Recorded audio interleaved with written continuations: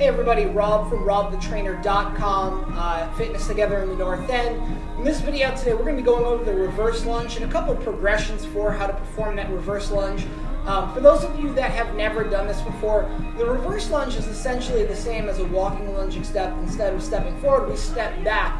Now, one of the benefits to that is it loads your hips a little bit more and doesn't put as much focus on that deceleration that a normal walking lunge does. So for people with knee issues, this is generally a much friendlier knee exercise. We don't have nearly as much pressure on the ACL, things like that. A couple things that you want to make sure that you keep in mind here is that you take an even step back on every exercise, just like you would in a walking lunge. A lot of times people's steps can be inconsistent, and that really throws their balance off and also changes the dynamic of the exercise. So we want to make sure that we're taking a nice consistent stride length every time. And also we want to make sure that our knee is not collapsing inward. Just like in a squat where we have that valgus collapse, if the knees are coming together, we're putting a lot of pressure on the knees. Same deal with the reverse lunge. We want to make sure that as we step back, that front knee isn't coming in like so, but is actually nice and neutral as you go through it. Whether you're going through an alternating reverse lunge where one leg goes back and then the next one goes, or if you have to finish all the sets on one side versus all on the other, the exercise itself, the dynamic should be the same here. If I'm doing just a bodyweight reverse lunge, I like to teach my clients to keep their arms right out in front so they have a little bit of a counterbalance.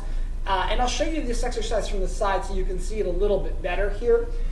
With my arms right out in front, I'm going to take a nice step back, sinking down, tapping that knee, making sure that that other knee stays out over my toes there, not up forward, but just like I said, tracking in the middle part of my foot there. Stand up nice and tall, finishing by squeezing my glute, and then I'll put my foot down again. Step back, stand up, place the foot down.